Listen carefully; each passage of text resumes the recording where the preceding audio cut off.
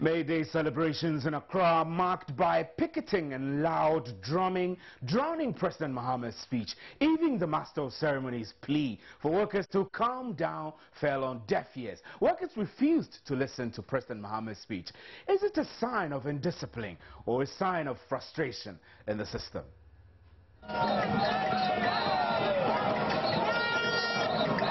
The president has nothing to tell me, so I wasn't interested, but I was interested in what people are writing on the placards. The president was talking and we're not listening to him. I was busy doing something else, so I did not listen to him. I'll go and watch the TV and, listen to what he said.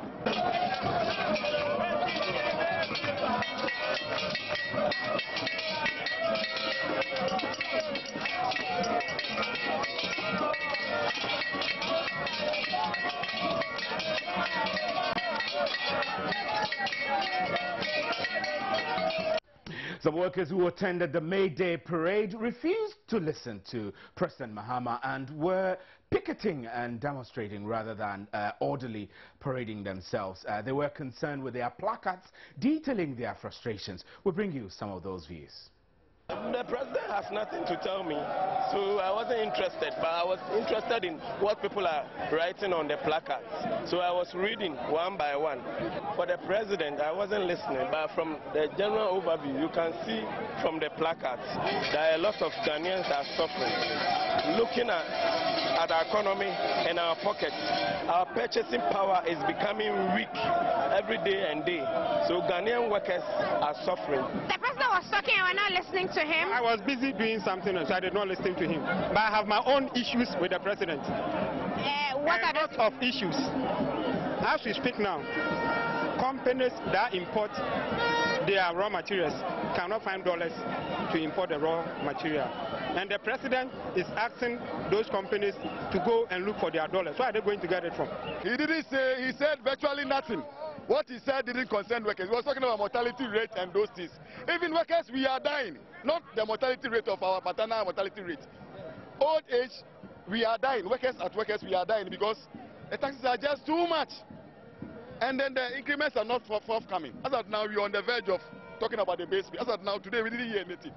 Our leaders are telling us that they've arrived at a conclusion which we are supposed to hear. But it looks evasive.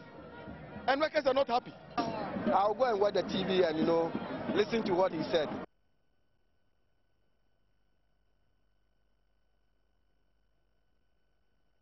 Well, President Mahama also spoke at the parade grounds at the Independence Square today, as well as the TUC General Secretary, Kufuor. Let's first listen to President Mahama.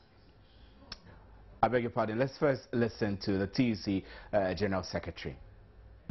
You agree with me that the economy is not in its best form.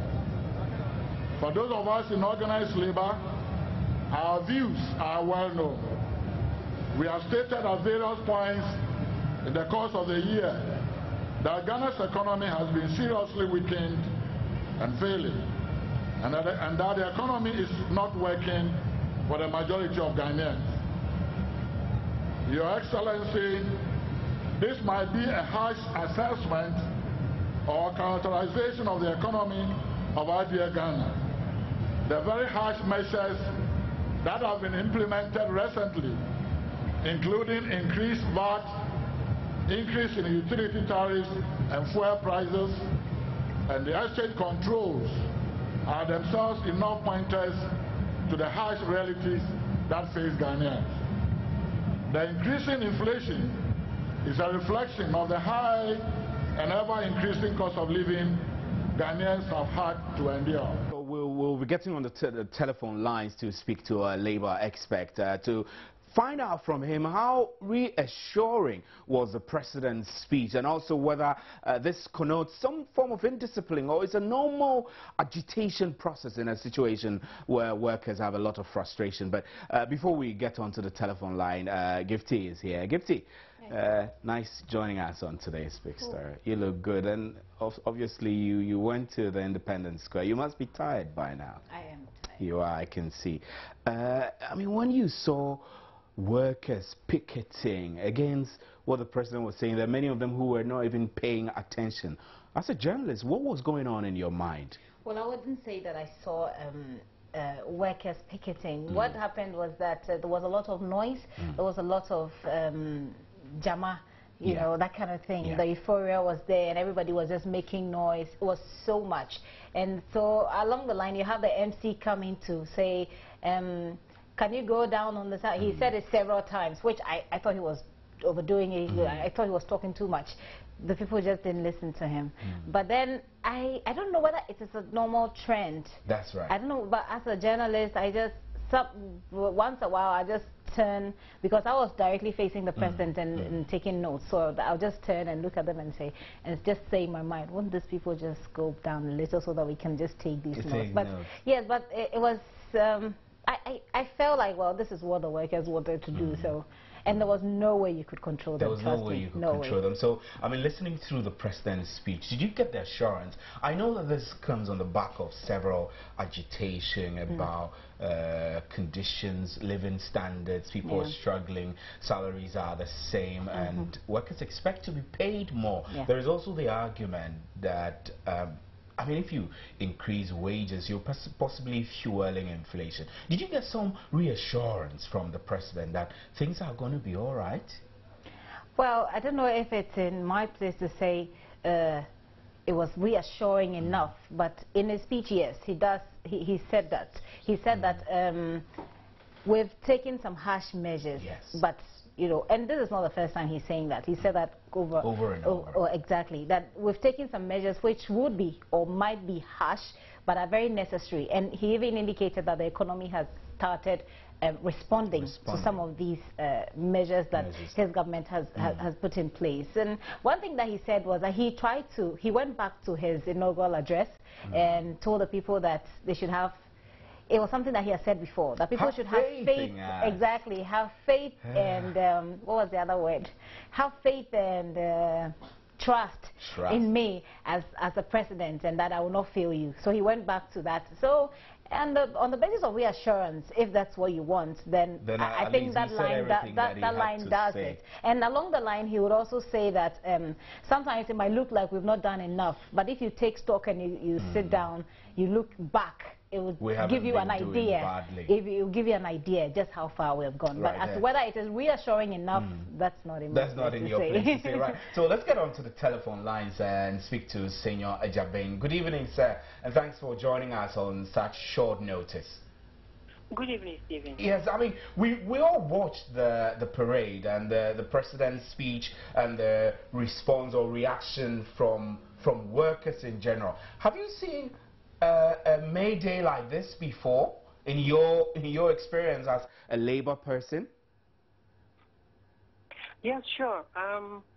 Normally, the parade would have a lot of activity, even when speeches are going on in the background.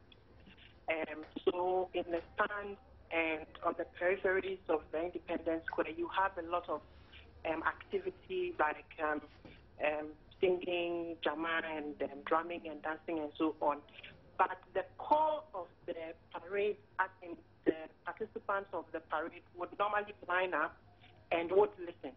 I would think that what happened today was a bit of an exaggeration of what we used to see. Okay. And that is what I can say. Right, so it means obviously you as a labor person had some concern about it. But I mean, if you were a worker on the parade ground today and you had intentions or plan to show perhaps your protest or frustration, how would you have done it so that it wouldn't look obvious that you were trying to drown the president's speech outright? Well, I do not think that the parade was perhaps supposed to be a confrontation, or it's supposed to be a confrontation. And so if I were a worker there, I would first want to listen so that as a unionist, when we go back, or as unionists, when we go back, we can actually strategize. But if we wouldn't listen to him and be able to really get the import of what the message he has so that we can strategize on it, then that on my part as a unionist or as a participant in the parade would not be strategic and that beneficial enough. I would also then, it will also then mean that I'm limiting my knowledge of whatever I hear there to what the media is going to carry, which is normally not the entire picture of what might have taken place and what he might have said. So I think that it would have been good to have listened carefully to the president and then thereon be able to strategize and take action accordingly.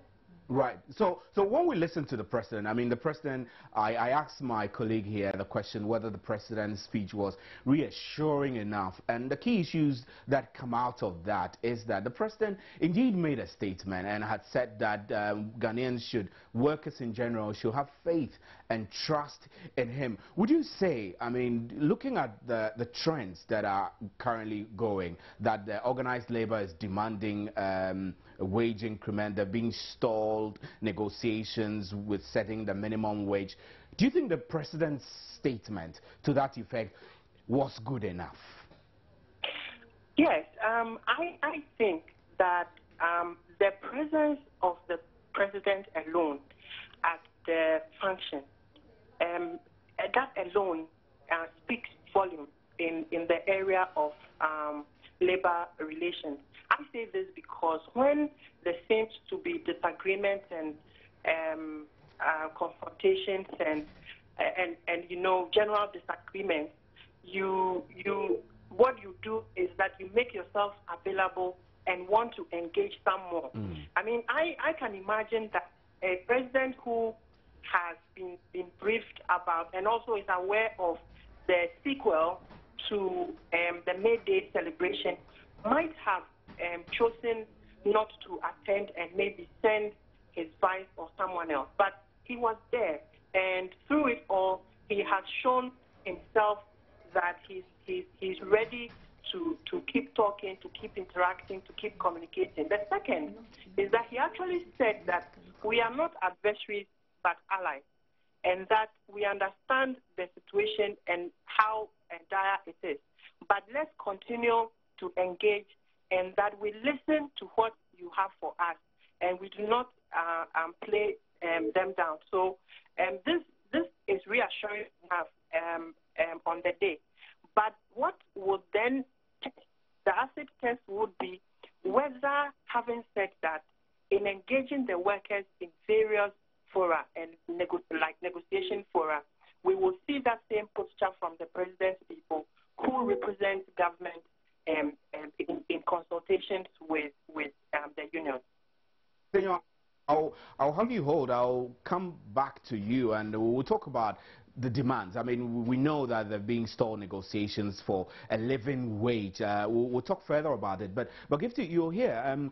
When you look at the fact that these workers went to the parade ground anyway and they chose not to listen, I don't know whether you felt that something was amiss.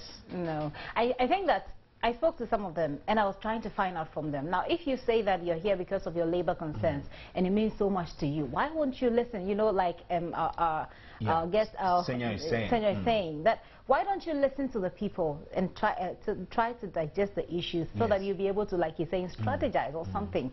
And they said, well, we'll go home and watch TV and we'll listen to the radio. So it's like most of them are depending on what the media is going to say. It's like they've made up their mind already, really. And another thing was also, it was like some kind of fellowship for them, you know. So it's like time to come and make merry and meet other people, come and show off your company and meet other people and have fun. I mean, most of them were there to have fun and to feel a So you were wondering whether they were feeling any pinch of any sort at all. Well, they are. Time to make merry. Abigail also spoke to Abigail when she was also there. She spoke to some of them, and what they were also saying was that, well, we've heard the president say a lot of things already.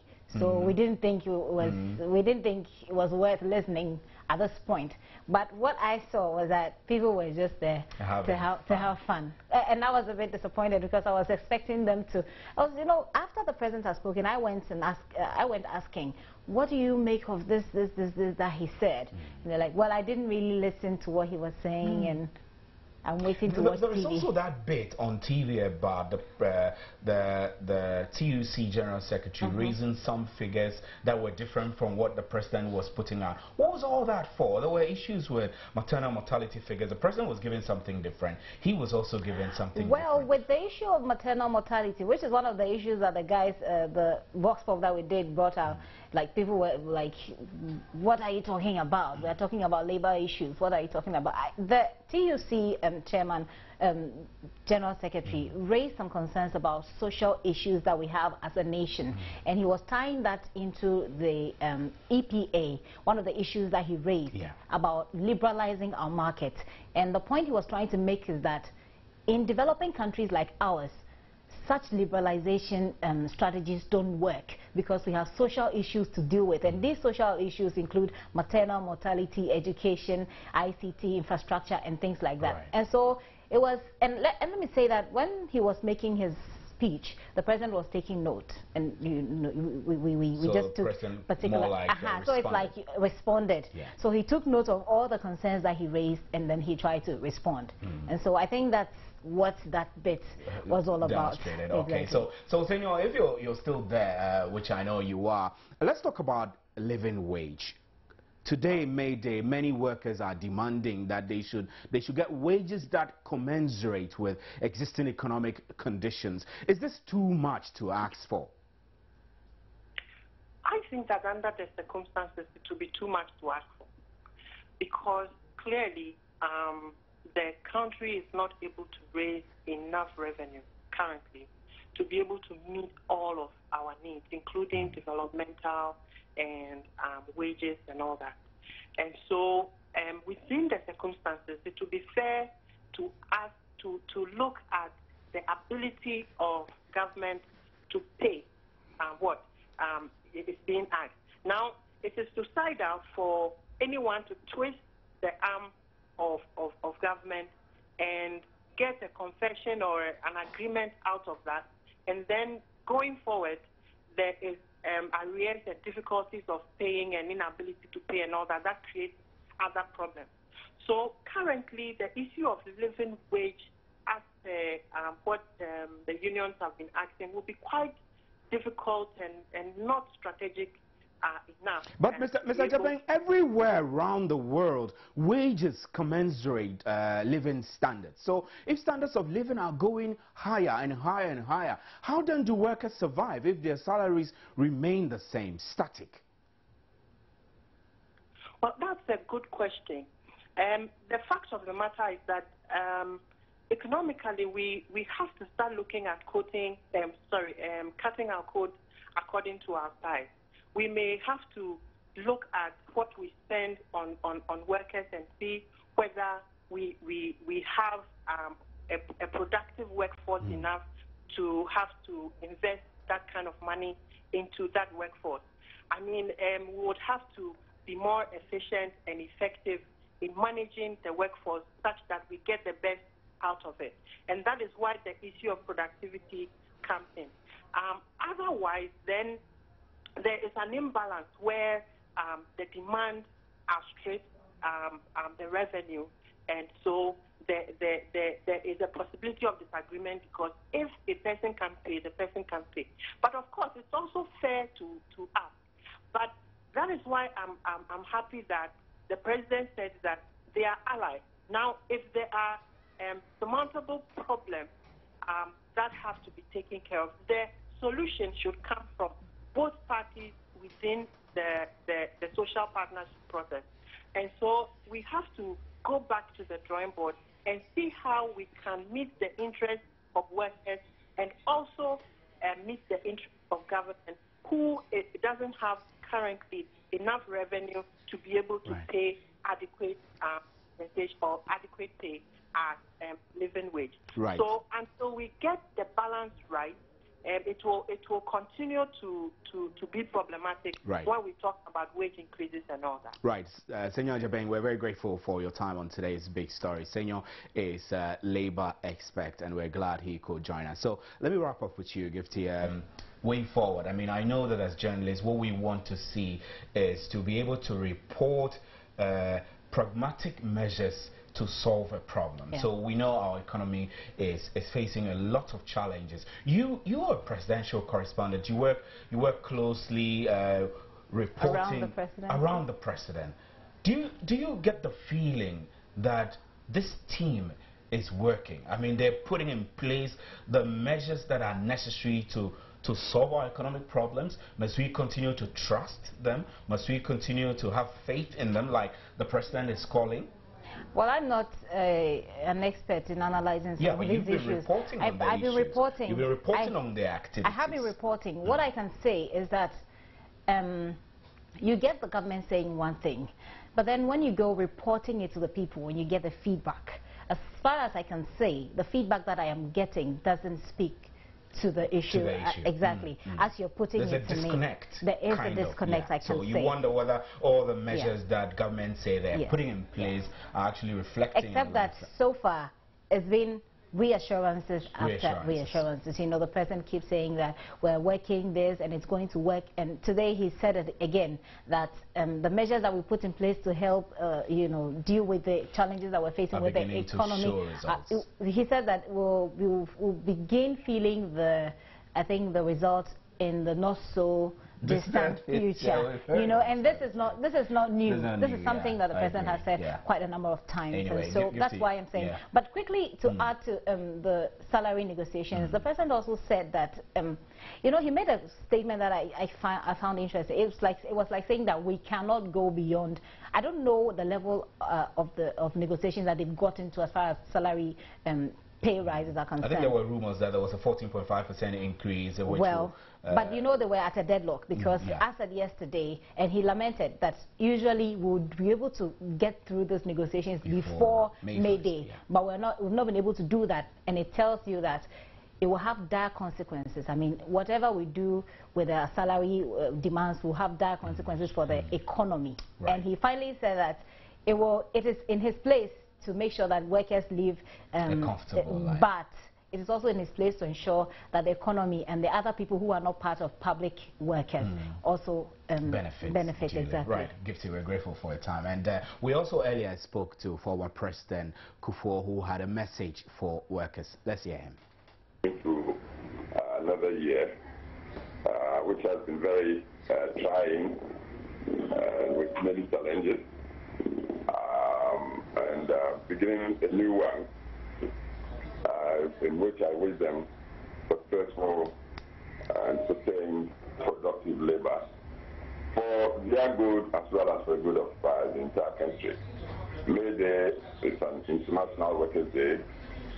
These days, I believe even the definition of worker is transforming in the sense that it's widely acknowledged that it's a partnership between the formal workers group led by EUC and the employers as well as the government. The three together must hold fast together to produce sustainable productivity and development. So we congratulate the formal workers, but at the same time call on them to appreciate the relationship, the critical relationship they must have with government as well as employers. Very well. There's been a lot of talk about worker productivity in days prior to now. What would be your advice to both parties to the matter of productivity here?